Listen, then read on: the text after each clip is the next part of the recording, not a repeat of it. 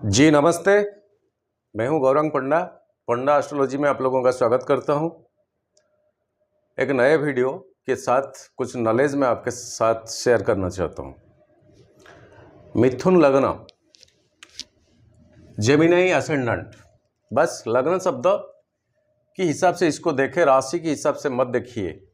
And हमेशा की तरह हर तरह का वीडियो जैसा संक्रांति से अगले महीने का संक्रांति तक का ये वीडियो, जबकि सूर्य का संक्रमण होता है तभी से अगले महीने सूर्य का संक्रमण तक का ये वीडियो, जैसे कि संक्रांति आपका 16 जुलाई को होता है एंड ये वीडियो 16 जुलाई से 17 अगस्त तक का। एंड दिल्ली का मैंने टाइम लिए है। संक्रांति का संक्रमण होता है रात 10:56 में है। एंड संक्रांति का मून साइन है कुंभ एंड नक्षत्र 27 राहु का है। लग्न के हिसाब से देखें, यहाँ पर आपका एक लिखा होगा। अगर चंद्रमा यहाँ पर है फिर आपका मिथुन राशि हो सकता, मगर एक यहाँ लिखा होना चाहिए, जैसे कि 3 नंबर का घर में आपका एक लिखा होगा, तब तो ये वीडियो आपके लिए है। इसी में कुछ नक्षत्र डिविजन्स, ट्रांजिट ऑफ प्लैनेट्स, तारा चक्र, एक्सपेक्टेशन ऑफ प्लैनेट्स, योग एंड नवांश कुछ देने को मैंने कोशिश बहुत किए हैं, बट बहुत सारे चीज़ें होता है जो कि ये वीडियो में हो ही नहीं पाएगा। हमेशा आप अगर आपका हॉरोस्कोप को देखते हैं, चलित कुंडली के ऊपर ध्यान रखें, वो बहुत इम्पोर्टेंट सब्जेक्ट है। चलित कुंडली, कभी कभार ग्रहों का एक स्थिति होती है, एक पावर होती है, शिशु अवस्था होती है, यौवन अवस्था होती है एंड वृद्धावस्था होती है। अवस्था को पहले डिटर्मिनेशन करें। लास्ट एंड की डिग्री में कोई प्लैनेट होता है, बहुत कुछ होता है। पहले आप चलित कुंडली को, ये लग्न कुंडली के साथ देखें। कभी कभार मांगलिक दोष भी चलित कुंडली में बनता नहीं है, कट जाता है, घट जाता है, बहुत मायने रखता है चलित कुंडली।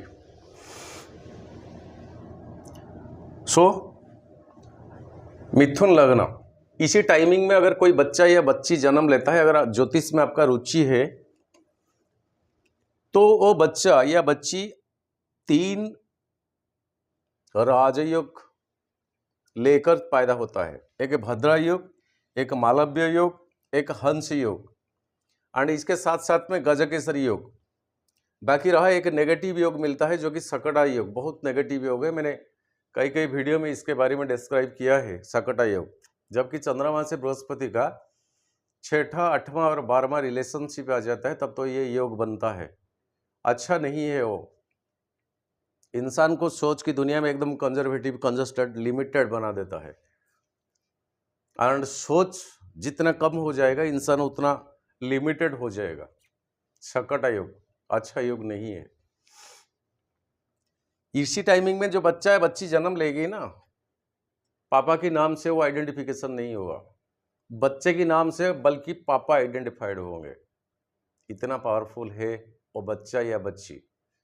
अगर इसी टाइमिंग में किसी बहनों का, माए का डिलीवरी का टाइम है, तो लक्की पर्सन आपको मिलेंगे। लग्न कोई भी हो, योग ही है। लग्न कुछ भी हो, योग ही है। और आपका 5th हाउस अगर आ गया, लग्न आ गया, 11th हाउस आ गया, तो बहुत बढ़िया हो जाएगा। Transit of planet, last and में चंद्रमा का कुछ पर डे हिसाब से मैंने कोशिश किया है। अगर ये सही ढंग से आपको होता नहीं तो आप मना करें, तो मैं इसको ओमिट करूं, क्यों आपका 10-15 मिनट का टाइम में लो। एंड नवांश डिवीजन, इसमें बेसिकली मैं नवांश को निकाला कि शनि का नवांश कहाँ पर वो पढ़ते हैं, इसको देखने के लिए ओनली। बाकी बुद्धदेव जैसे कि वर्गोत्तम आ जाता है, ये सब लंबा हो जाएगा वीडियो, मगर शनि के लिए बेसिकली मैंने ये नवांश बनाया।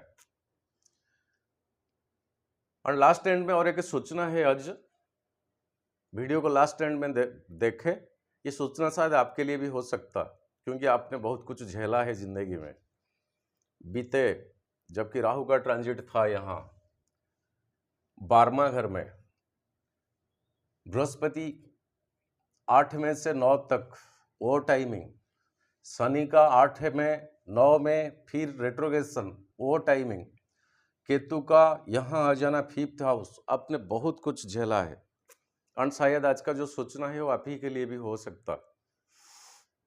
और वो लास्ट एंड को मैं बताऊंगा। कमेंट्स आती है कि पंडा सर आप मिथुन लग्न को इतना प्यार क्यों करते हैं? ऐसा कुछ नहीं है। मिथुन वाले जो होते हैं ना, दिल में कुछ रखते नहीं है, बस उभार देते हैं इस चीज को, वो रखते नहीं कुछ, हल्के से हल्के में जीने में उनको मजा आती है, पॉइंट टू पॉइंट की बात करते हैं। कभी कभार इसीलिए समाज में ज़्यादा चर्चित होते हैं वो लोग। जब वो आ जाते हैं ना वही जगह से ना, उसके बाद उनके नाम को लेकर बहुत सारा डिस्कशन होता है। जब भी वो बातें करते हैं ना कोई सामने होते हैं उनका बात को काटने वाला, क्योंकि हमेशा वो पॉइंट वाला बात बताते हैं। डुअल साइन है वो,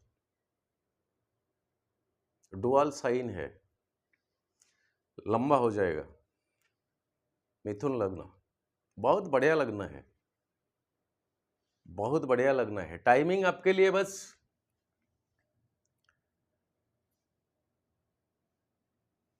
अच्छा नहीं, अब थोड़ा बहुत सुधार आने को था। फिर शनि का ट्रांजिट, फिर केतु का। सो लग्नाधिपति आपका मरकुरी बुधदेव है, इसी टाइमिंग में बुधदेव आपका लग्न में रहेंगे 16 जुलाई को, बट 17 जुलाई को वो कर्कट साइन को आ जाएंगे। कर्कट साइन में सूर्य के साथ हो जाएंगे। यहां पर एक आदित्य योग तो बनेगा, आदित्य योग बनेगा, मगर यहां रेट्रोगेशन शनि का 7वां दृष्टि में सूर्यदेव आ जाएंगे। फिर से वही प्रॉब्लम, फिर से वही जॉब सेक्टर में प्रॉब्लम। अगर पीछे से लटका हुआ है तो आदित्य योग बनता है, मगर पहले से अगर लटका हुआ है तो फिर से वही की वही प्रॉब्लम। बृहस्पति का 5वां दृष्टि आपके लिए, बृहस्पति उतना कारकत्व नहीं बनता है मिथुन लग्न के लिए। 7th हाउस एक मारक का जगह है, यहाँ का बृहस्पति देव कारक है। 10th हाउस में बैठे हैं, वो खुद का घर है। और बृहस्पति देव शनि की नक्षत्र डिवीजन में आ रहे हैं। सो यहाँ बृहस्पति ये 2nd हाउस को 5वां दृष्टि में कुछ फोकस करेंगे। ऑफ कोर्स हर प्लैनेट का कुछ ना कुछ गुण, कुछ ना कुछ मान होती है, मगर शनि का 7वां दृष्टि देखिए, 8 हाउस में शनि है आपका, 9th का भी लॉर्ड है, वो बकरी है। बकरी हो जाने से एक पावर बहुत स्ट्रेंथन हो जाता है कोई प्लैनेट का। 8 हाउस एक अनएक्सपेक्टेशन गेन या अनएक्सपेक्टेशन लॉस का, जो कि आपने सोचा नहीं है, उस तरह का कुछ न्यूज। एंड सडनली कुछ प्लान एंड प्रोग्राम कुछ नहीं है, सडनली अचानक सा। दो चीजें हैं ना, एक हिंदी फिल्म का एक गाना, हिना फिल्म शायद, वो शायद मुझे लगता है, कब आओगे, एक गाना, उसका अपोजिशन क्या है, कब बुलाती हो। तो किस में आप जा रही हो, कब आओगे या कब बुलाती हो, दोनों साइड का। इसी बीच में आप रह गए। आने वाला है आपके लिए कब बुलाती हो, ये बुलाएंगे सूर्यदेव आपका। 2nd हाउस को जाने दीजिए, 3rd अपना घर को, क्योंकि दृष्टि किसी का ना हो, इस शनि से कम छुटकारा मिल जाए। एंड क्रिएटिविटी एक्टिविटीज में केतु अभी है, ये भी डिस्टर्बेंस का कारक है आपके लिए, वो बृहस्पति के नक्षत्र डिवीजन में है। देखे, वो बच्चे के ऊपर इंपैक्ट डायरेक्ट डालता है, बच्चे के ऊपर डायरेक्ट इंपैक्ट डालता है। 5th हाउस शुक्र का घर है ये आपका। जो पाल्भिस रीजियन होता है ना, पाल्भिस रीजियन होता है, शुक्र एक फीमेल का कारक होता है। पाल्भिस रीजियन जो होता है उसी में कुछ इंपैक्ट, इफेक्ट, डिस्टर्बेंस, डिसकंटिन्यूटी, अगर है उसको पहले सुधार कीजिए। मैं इसको ज़्यादा क्लैरिफाई नहीं करता हूँ। फीमेल का कारक है शुक्रदेव, 5th हाउस में आपका केतु बैठे हैं, वो एक डिसकंटिन्यूड का कारक का प्लैनेट है। ऊपर ले लेता है फिर छोड़ देता है, फिर नीचे तक इंसान आ जाता है। 10वां घर में शुक्र है तब 10वां घर में केतु है, तब तो स्पिरिचुअल तो प्लैनेट ही है ये केतु देव। मगर प्रोफेशन को आपको करेंगे क्या कि ऊंचाई तक ले लेंगे फिर वहीं से छोड़ देंगे, बाज जैसे अपना बच्चों को करते हैं। और बार बार हो जाने से आप यही सोचेंगे, यही समझेंगे शायद मेरा जॉब में कुछ परमानेंट नहीं है, क्योंकि ऊंचाई तक ले ही लेते हैं फिर छोड़ देते हैं। 7th हाउस में क्योंकि वो पार्टनरशिप का चीजें होता है, जॉब का भी कारक कहीं ना कहीं होता है, बहुत मायने रखता है यहाँ। और 5th हाउस में केतु बच्चे के ऊपर ही, बच्चों को लेकर आपका टेंशन बहुत बढ़ेगा। हुई नहीं है अभी तक, उसी सिलसिले में हुआ है तब भी उसी सिलसिले में, पढ़ रहे हैं सही ढंग से उनका पढ़ाई हो नहीं पा रहा है उसी सिलसिले में, किस लाइन में इसको छोड़े, किस ब्रांच में छोड़े, किस कॉलेज में छोड़े, किस यूनिवर्सिटी में छोड़े, मतलब बच्चों को लेकर क्या कुछ कितने सारे तनातनी डिस्प्यूट्स। अगर आप माँ हो तब तो और ज्यादा हो जाएगा, पापा हो तब तो होता ही रहेगा। 5th हाउस का केतु, और ये केतु की दृष्टि में देखे आपका 9th भाव आती है 5वां दृष्टि में, तो भाग्य भाव डिस्टर्ब हुआ है। 11th हाउस आपका सोर्सेस ऑफ इनकम और डिस्टर्ब हुआ है। लग्न आपका और डिस्टर्ब हुआ है। केतु की 5, 7, 9 दृष्टि में लग्न आपका आ जाता है। आपका जितने सारे प्रोबेबिलिटी पर्सनालिटी जो चीज होता है ना, जिसको लेकर इंसान जीता है, उसी के ऊपर वो पहले हाथ डाल देता है, आंच आ जाता है। झेलना पड़ेगा, सहना पड़ेगा बहुत कुछ, जो कि आपका कंट्रोवर्शियल की बाहर की चीज होता है। आपका लग्न डायरेक्टली अफेक्टेड बाय केतु, कुछ रिमेडीज कीजिए। घूमता फिरता कुत्तों को आप सुबह सुबह खाना दीजिए, उसी हिसाब से दीजिए। रात को जो खाना आप ले आते हैं ना, उसी को डिवाइडेड बाय 2 कर दीजिए। आधा हिस्सा आप खाए, बाकी आधा हिस्सा रखे सम्मान के साथ, भक्ति के साथ। सुबह सुबह वो गलियों का जो घूमता फिरता कुत्ता उनको दे दे, वो धीरे धीरे वो आदत में पड़ जाएंगे, वो आने लगेंगे। महसूस आप यही करेंगे कि आधा पेट खाने से क्या क्या फीलिंग होता है, क्या महसूस होता है, और वो कुत्तों का हमेशा ही होता है, क्योंकि उनका कोई मालिक नहीं है, रखने वाला कोई नहीं है, घर नहीं है, कुछ नहीं है। कुत्ता is represents to the Ketu. एक ही करे काम, कोई बड़ा ऊंचाई वाला मंदिर में वो जो झंडा उसको चेंज कीजिए, नया झंडा लगाइए, हर महीने में एक बार करे, ज्यादा पैसा खर्चा नहीं होता है। सो जॉब, शरीर, भाग्य,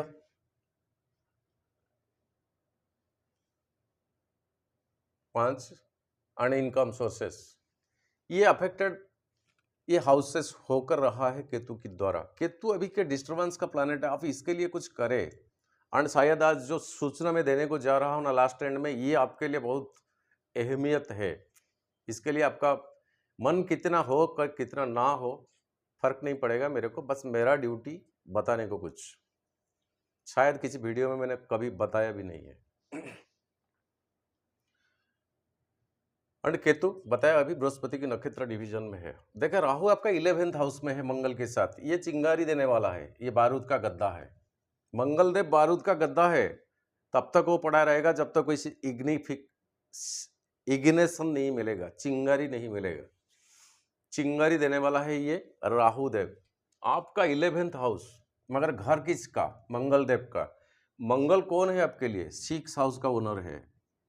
जॉब, काम काज, आपका प्रोफेशन, आपका नौकरी पैसा, इसी घर का यहाँ अफेक्टेड होकर बैठा है मंगल के साथ। मंगल यहाँ पर खुश नहीं है, अपना घर होते हुए भी मंगल यहाँ पर खुश नहीं है। फिर राहु के साथ एक अंगारक योग बनता है यहाँ। सो कूल एंड काम मेंटालिटी रखे, दिमाग को ठंडा रखे, एग्रेसिवनेस ना हुए। राहु एक चांडल संप्रदाय का प्लैनेट है। हमेशा राहु को बैकडोर का रास्ता पता है, हमेशा राहु को बैकडोर का रास्ता पता है। अमृत पान कर लिया था ना, वही बैकडोर का रास्ता। और ये राहुदेव आपका शुक्र की नक्षत्र में है, शुक्र की नक्षत्र में है। कोई प्लैनेट राहु की नक्षत्र में नहीं है सिवाय चंद्रमा। चंद्रमा को मैं बेस्ट नहीं देता हूं, क्योंकि चंद्रमा 2.5 दिन में एक एक राशि को ट्रांजिट करता है। इसी दिन ओनली चंद्रमा यहां पर था, इसलिए मैंने मेंशन कर रखा है। बाकी कोई प्लैनेट राहु की नक्षत्र में नहीं, ये सबसे बड़ी बात है। अंड देखा जाए तारा चक्र को, राहु आपका जन्म तारा में पड़ता है सतविसा आर्द्रा अंड स्वाति नक्षत्र में। अगर आपका जन्म हुआ है तो राहु का जो छल कपट का जो ब्रेन जो है ना, जो दिमाग है, वो आप में समाएगा। सो आपको एक बैकडोर का पता चलेगा इसी टाइमिंग में, इसी महीने में। चाहे अभी सूर्यदेव आपका जॉब का कारक अफेक्टेड हो, ठीक है। शनिदेव आपका रेट्रोगेशन हो, ठीक है। केतुदेव आपका 5th हाउस में है, ठीक है।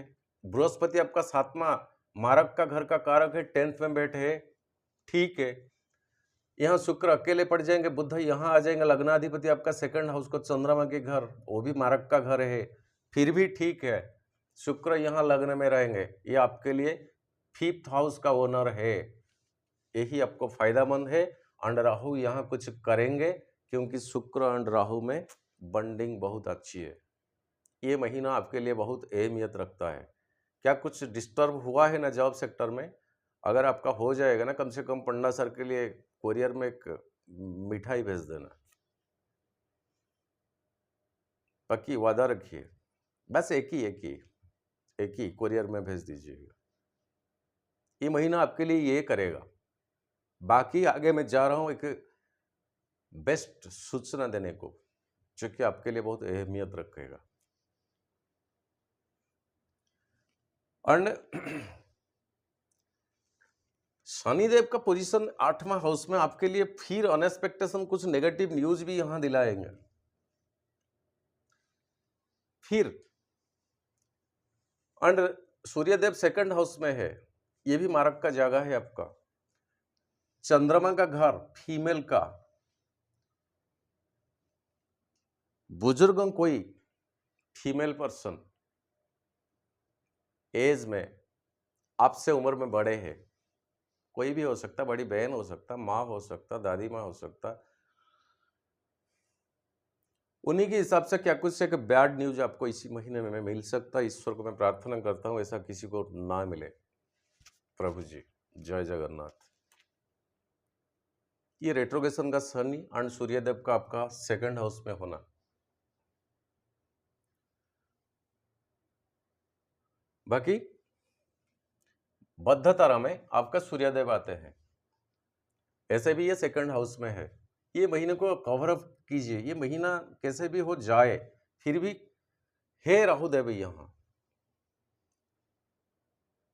देखे, चीजें को सही ढंग से अगर अपना एफर्ट लगाओ, नॉलेज लगाओ, ऑनेस्टनेस लगाओ, सब कुछ लगाने के बावजूद अगर इंसान सक्सेस नहीं होता ना, कहीं ना कहीं कभी ना कभी उसका सोच में बैकडोर को जाना पड़ता है। और वो बैकडोर अगर ज़रूरत पड़े एग्रेसिव हो, ज़रूरत पड़े र्यूडनेस लाओ, जुबान में लाओ एग्रेसिवनेस, अपना हक के लिए फाइट करो, राइट्स के लिए फाइट करो। सहमा जाओगे, कुछ नहीं हो पाएगा। थोड़ा खुद को बनाओ, हो जाएगा। राहु देव आपका पीछे में है।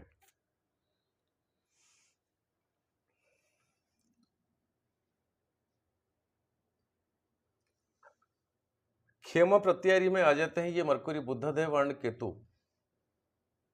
केतु केतु का 3 नक्षत्र में अगर आपका जन्म हुआ है, अश्विनी, मघा एंड मूला, इसी तीनों नक्षत्र में अगर जन्म हुआ है तो लो लेवल का केतु, केतु होता है जो लो कैटेगरीज का बंदे, जो पाताल लोग होता है ना, केतु का घर बास होता है, तो हमेशा वो लो कैटेगरीज से जुड़ा होता है, लेता है चीजों को ऊपर, ऊपर से छोड़ देता है। फिर से बोला ना 10th हाउस में केतु रहेगा ना, जॉब में इस तरह का डिस्प्यूट एंड डिस्टर्बेंस करेगा ना, जैसे कि इंसान महसूस करेगा शायद मेरे जॉब में कोई परमानेंट जॉब मेरा हो ही नहीं, चाहे आप गवर्नमेंट में चाहे सेंट्रल गवर्नमेंट में भी हो ना क्यों, आप यही महसूस करेंगे कि शायद मेरा जॉब में कुछ सर्टेनिटी नहीं है, कुछ परमानेंट नहीं है, मैं टेम्पररी जॉब ही करता हूँ।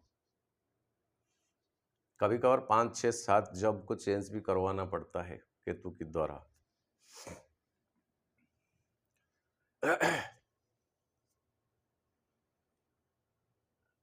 7 अगस्त 2022 को शुक्रदेव कर्कट को आ जाएंगे, शनि के एक्सपेक्टेशन को आ जाएंगे, 5th हाउस का ओनर है, मालेफिक दृष्टि नहीं है, बृहस्पति का दृष्टि में शुक्र आएंगे, 2 गुरु का।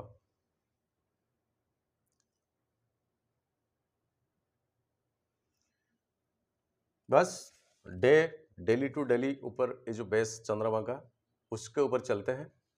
अगर ये आपका डेली लाइफ में कुछ इफेक्ट होता है तो बताइएगा, अगर नहीं होता है तब तो आप मना करें, मैं इसको ओमिट कर दूंगा।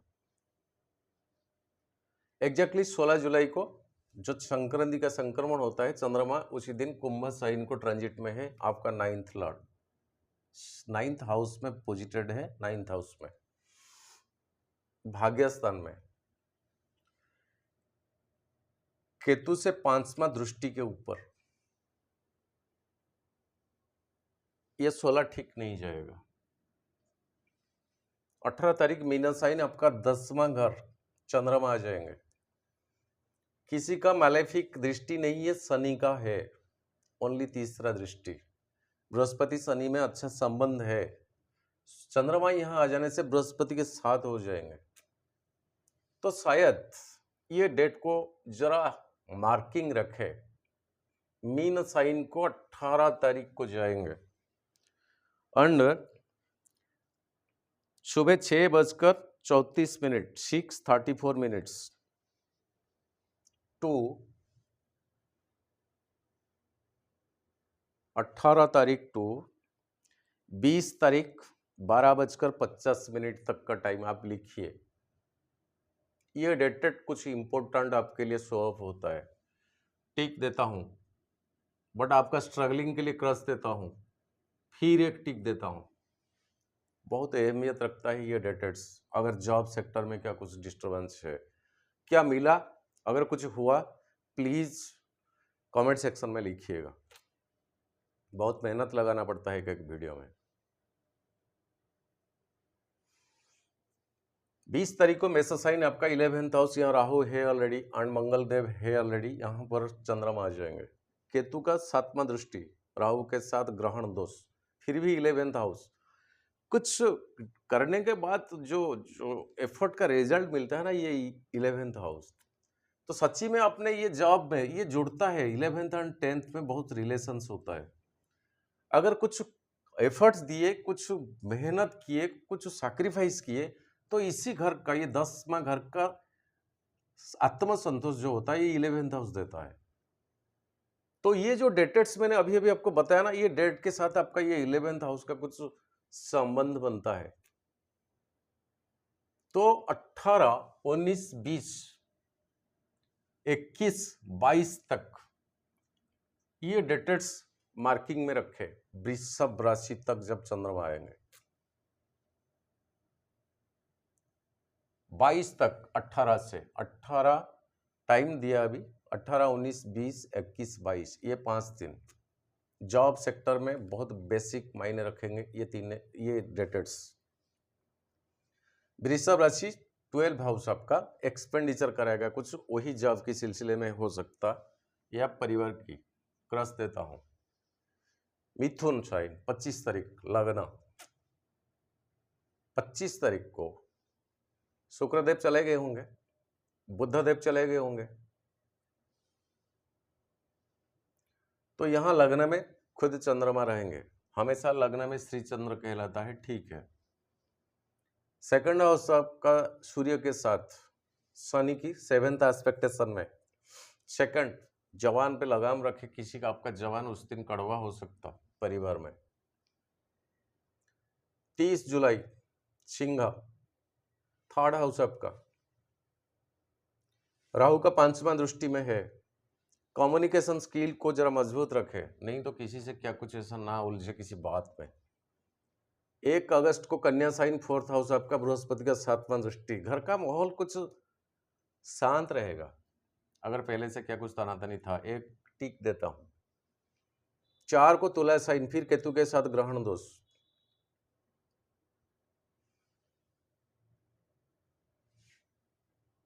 चंद्रमा आपका सेकंड हाउस का ओनर। देखिए, हॉस्पिटल रिलेटेड क्या कुछ अगर है, उसी डेट को अगर डॉक्टर ने डिलीवरी होने का कुछ टाइम ड्यूरिंग पीरियड्स दे रखा है, सारे परिवार उसी में लग जाए और ईश्वर की इच्छा से कैसे वो माँ या वो बहन ढंग से वो डिलीवरी हो जाए। तुला टिक देता हूं। वृश्चिक अच्छा नहीं, 6 हाउस आपका जॉब का, यहाँ पर चंद्रमा का होना अच्छा नहीं। चंद्रमा यहाँ पर डेविलेटेड हो जाता है, नीच हो जाता है, तो कुछ नेगेटिव न्यूज भी मिल सकता है उसी दिन। वृश्चिक का साइन जब ट्रांजिट होगा, क्रस देता हूं। धनु साइन 8 अगस्त को, 7th हाउस आपका, राहु की 9वां दृष्टि। स्पाउस से क्या कुछ छोटे मोटे बातों को लेकर क्या कुछ बढ़ सकता है, बातें मैनेज एंड हैंडल करे, क्रॉस भी देता हूं। 10 तारीख को मकर साइन, शनि के साथ 20 योग बनता है, यहां बहुत पावरफुल में शनि है। कुछ नेगेटिव न्यूज।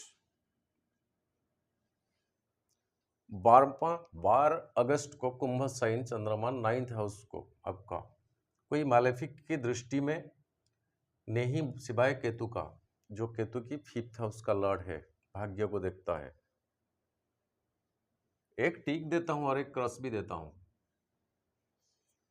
14 तारीख मीन साइन, 10वां बृहस्पति के साथ केसरी योग यहां बन जाता है, प्रोफेशन की। शनि की 3रा दृष्टि, शायद उसी डेट को फिर से कुछ न्यूज फिर से आएगा। 16 तारीख मेषा साइन, 11th राहु एंड मंगल के साथ चंद्रमा, 11th। वो जो डेट टिक दिया, मीन से फिर मेष तक जब आएगा, फिर कोई न्यूज आपको, कोई जॉब की सिलसिले में, या आपका सर्विस, आपका कामकाज, आपका प्रोफेशन उसी धंधे में रिलेटेड।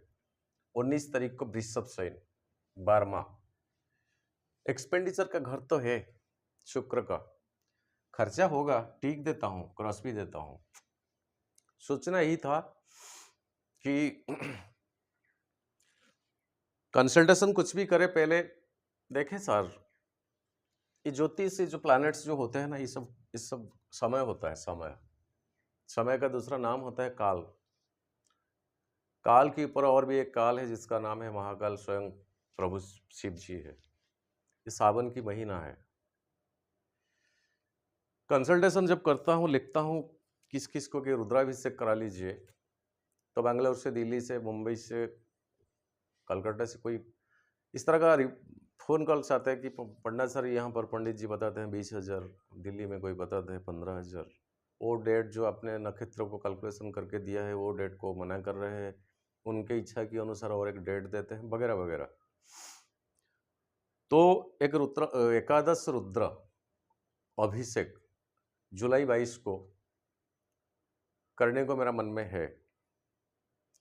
एंड इसी बार वो रुद्राभिषेक मेरे YouTube में जितने सारे व्यूअर्स है, वेल विशर्स है, उन्हीं के साथ मैं सेलिब्रेशन करना चाहता हूँ। एक स्पिरिचुअल एक्टिविटीज है। अगर इसमें आप पार्टिसिपेशन करना चाहते हैं तो आपका नाम, राशि, गोत्र जरूरी है। एंड इसी में आपको 101 रुपया ओनली कंट्रीब्यूट करना। एंड दिन भर का लाइव में रहूँगा, शायद आपका कोई क्वेश्चन सवाल या मैसेज में अटेंड कर नहीं पाऊंगा क्योंकि दूर से रहेगा शूटिंग चीज़ें। ब्राह्मण्स आएंगे, हवन, आहुति, अभिषेक सब सिस्टमेटिकली, वो दिन भर का पूजा है। सुबह 8 बजे से शुरू होगा, शायद शाम 6 बज जाएगा। तो हो सके अगर आप फास्टिंग में रहे, बीच में थोड़ा फ्रूट जूस आप पी ले तब तो चलेगा। अगर ऑफिस में जाएं तब तो मैनेज करें फास्टिंग में रहने के लिए, क्योंकि आप ही का नाम एंड गोत्र एंड राशि के हिसाब से यहाँ पर संकल्प किया जाएगा, वाक्य किया जाएगा। एक स्पिरिचुअल चीज़ है एंड ये अगर आपको सही लगता है तो आप भेज सकते हैं। ये फ़ोनपे का भी नंबर है, बस एक स्क्रीनशॉट जरूरी है, आपने भेजा। एंड गोत्र जरूरी है।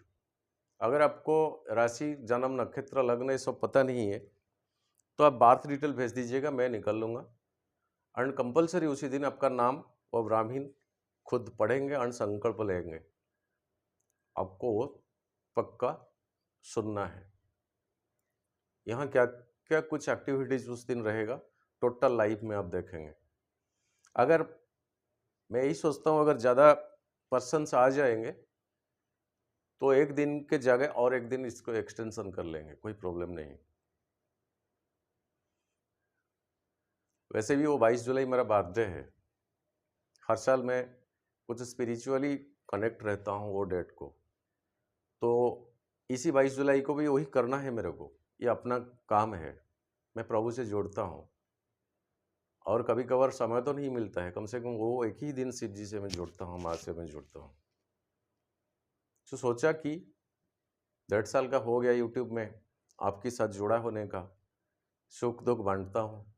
आपका सुख दुख कभी फिर मैं लेता हूँ कंसल्टेशन में, तो इस बार ये करने का मेरा मन में है, बाकी आपका इच्छा। आज के लिए इतना, विदा दीजिए गौरंग पंडा को।